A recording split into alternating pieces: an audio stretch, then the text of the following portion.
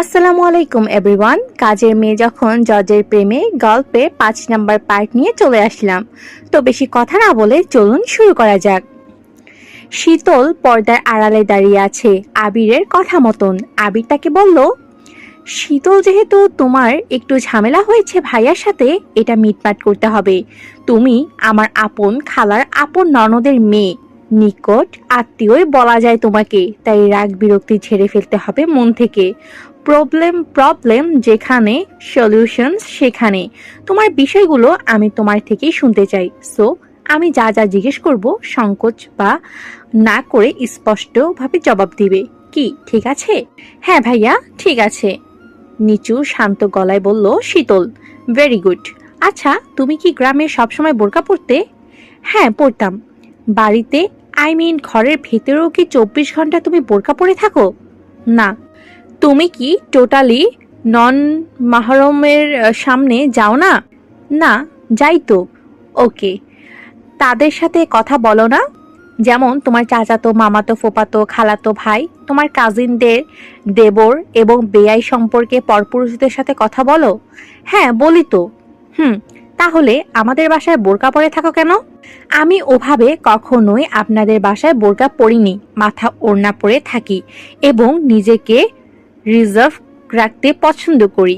যখন কোনো পুরুষ আসে বা আঙ্কেল পরিচয় করিয়ে দিত, ডাকতো, তখন বোরকা পরে নিতাম। হুট করে পরপুরুষের সামনে আমি সরাসরি চলে যেতে পারি না। ছোটবেলায় আমি মাদ্রাসায় পড়েছি কয়েক বছর, তাই এই অভ্যাসটা রপ্ত হয়ে গিয়েছে। সেই দিন আকাশ ভাইয়ার সাথে আরো 2জন অপরিচিত ছেলে ছিল, তাই বোরকা পরে নিয়েছি। ওনাকে বা আপনাকেও আমি আগে কখনো দেখিনি। আড়ষ্টতা কাজ করছিল। আর যাদের কথা বলছেন সেসব কাজিনদের তো আমি জ্ঞান হওয়ার পরপরই থেকে চিনি এবং দেখেও আসছি, তাই জড়তা কাজ করে না। এর বাহিরে কিন্তু কোনো ছেলের সাথে আমি কখনো মিশিনি, কথা বলি নেই। আমি কোনো পর্দাশীল মেয়ে নই, অর্থাৎ আমি কোনো পর্দাশীল মেয়ে নই, অর্থাৎ যতটুকু সম্ভব শালীন জীবনযাপন করি এবং নিজেকে সুরক্ষিত রাখি। যদিও পর্দা করে চলা প্রতিটা মেয়ের, নারীর কর্তব্য, কিন্তু পরিবেশের এভাবে বেশিরভাগ নারীরাই পর্দাশীল হয়ে ওঠে না। তুমি যে ন্যাশনাল কলেজে পড়ো, ক্লাসে কি বোরকা পরে থাকো? না। তো ক্লাসমেট ছেলেরা কি দেখে না তোমাকে? না, দেখে না, কারণ সেটা জাতীয় মহিলা কলেজ, কোনো ছেলে নেই। সেই দিন ভাইয়ার সাথে কি হয়েছে? শীতল খোলাখুলিভাবে বলল বিষয়টা এবং আরো বলল, প্রথম দিনই উনি আমাকে দেখেই ব্যঙ্গ করে কথা বলেছে, যা আমার খুব খারাপ লেগেছে।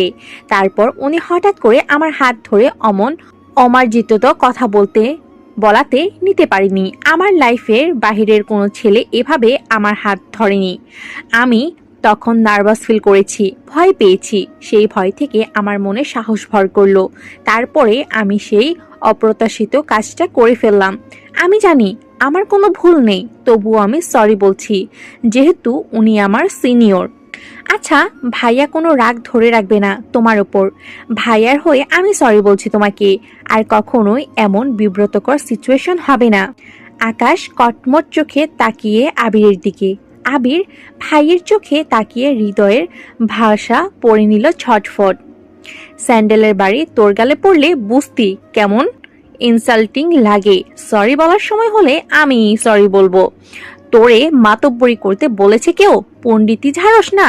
নাদের খান মুখ খুলে নেবার বললেন, শীতল পথ চলায় এমন বিশ্রী ক্ষুদ্র বৃহচ্ছ কিছু ঘটে যায়, এইসব ধরে রাখতে নেই। আগাছা মনে করে দূরে ফেলে দিতে হয়। ভুলেও যাও ওসব। আকাশের ওপর খুব রেখো না। রাতে সবাই একসাথে ডিনার করব, কেমন? জি আঙ্কেল, সরাসরি বলল। শোনো মা, আকাশেরও তোমার ওপরে আর কোনো মন ক্ষুণ্ণতা নেই। তুমি তোমার মতন করে আগে যেমন চলাফেরা করেছো বাসায়, এখনো তেমনই চলবে। আচ্ছা, চেষ্টা করবো আন্টি। আবির বলল, তাহলে তো ধরে নিতে পারি তুমি বাসায় বোরকা পরবে না। আর গরমও তো লাগে, চাইলে ওড়না ও পোশাক দিয়ে নিজেকে আবৃত রাখা যায়, বুঝলে? হুম। এই আকাশ, তুই কিছু বলবি শীতলকে? বলল আকাশের মা। আকাশ গুমোট কণ্ঠে জবাব দিল, আমার এখন ওকে কিছু বলার নেই। কিছু বললে পরে বলবো। শীতল দরজার বাইরে থেকে গলা বাড়িয়ে বলল, আন্টি, আমার একটু কথা আছে। হ্যাঁ বলো। আমাকে ওনার কিছু বলার থাকলে যেন এখনই বলুক, বা সবার সামনে ওপেনলি বলে, যেন সবার পেছনে একাকী আমি ওনার সাথে কোনো কথা বলবো না। আকাশের মনে শীতলের কথাগুলো তীরের মতন বিঁধল। এত অপমান নেওয়া যায় না। সে জেদে বেলুনের মতন ফুলছে, কিন্তু সামনে পিতা বসে আছে, তাই জেদ প্রকাশও করে দফন করতে হলো তাকে। তার মা শীতলকে বলল, আচ্ছা ঠিক আছে, তাই হবে। তিনি আকাশকে ইশারায় জিজ্ঞেস করলো, এখন বলবি কিছু? আকাশ বোবা মুখে পাথরের মতন শক্ত হয়ে বসে রইল। তার শিরদাঁড়া বেয়ে ঘামের উষ্ণ স্রোত বয়ে যাচ্ছে। শীতল বলল, আন্টি আমি যাই, পড়া আছে। হ্যাঁ যাও। শীতল চলে গেল। আবির দ্বিমুখ রূপ ধারণ করলো, চালাকি করে বড় ভাইকে বলল, দেখলি তোর শর্ত দুটো কিভাবে পূরণ করে দিলাম। আমি এখন তোর থেকে ট্রিট পাই, গিফট পাই। সাক্ষী আমার পিতামাতা, সাক্ষী বাসার দেওয়াল, না দিলে আমার কাছে তুই রইবি ঋণ চিরকাল।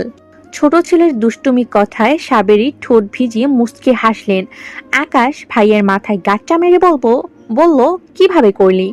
ওমা, কয় কি ব্রো, সে বাসায় বোরকা পরবে না। আর সরি তো বলল, পা ধরে নাই, মুখে বলেছে, একই। আকাশ উঠে দাঁড়ালো, শুকনো গলায় আস্তে করে বলল, আমি ন্যায় বিচার পেলাম না। এই মেয়ে যেটা করেছে আমার সাথে সেটা বাড়াবাড়ি, অনুচিত। লুপ পাপে গুরুদণ্ড হো। আকাশের কথা শুনে তার মা বাবা ভাই কিছুই বলল না, একে অপরের দৃষ্টিতে বিনয় করল কেবল। চল শক্ত করে নিজের রুমে চলে গেল আকাশ। তার কিছুক্ষণ পর আবির শীতলের রুমের সামনে গিয়ে দাঁড়ালো। চাপানো দরজার বাইরে দাঁড়িয়ে বলল, শীতল। আকাশ তার ভুলের জন্য সরি বলল। আমাকে দিয়ে বলালো, ওই একই, তোমার সমস্যা মিটমাট করে দিলাম, আমাকে ট্রিট দাও। ও তুমি তো আবার রিজার্ভ গার্ল, রেস্টুরেন্টে গিয়ে ট্রিট দিবা না? ওকে, ওই আছে, আমার বিকাশ, রকেট, নগদ সবাই আছে, বুঝলে? গেলাম, থাকো, মন দিয়ে তোমার পাতিহাস ইতিহাস স্টাডি করো। শীতল মুখ চেপে ধুম করে হেসে ফেলল রুমের ভেতরে। রাতে সবাই একসঙ্গে বসে ডিনার করে নিল। টেবিলের এক প্রান্তে চেয়ারে আড়ষ্ট হয়ে বসেছে শীতল, মাথায় ওড়না দিয়ে ঢাকা, ঘুমটার মতন করে। সাবেরি আবির এক কথা ও কথা বলে আকাশ ও শীতলকে সহজ করার প্রয়াস চালাচ্ছে, কিন্তু আকাশ ও শীতল দুজন দুজনের পানে ভুলেও দৃষ্টিপাত করছে না, যেন দুই চেয়ারে দুই শত্রু বসে আছে। শীতল ঝটপট নিজের খাওয়া শেষ করলো, সামনে বেসিনে হাত না ধুয়ে কিচেনে চলে গেল, সিঙ্গে হাত ধুয়ে চলে গেল নিজের রুমে। তারপরের দিন বিকেলে শীতলের মা আরজু ফোন দিল সাবেরিকে।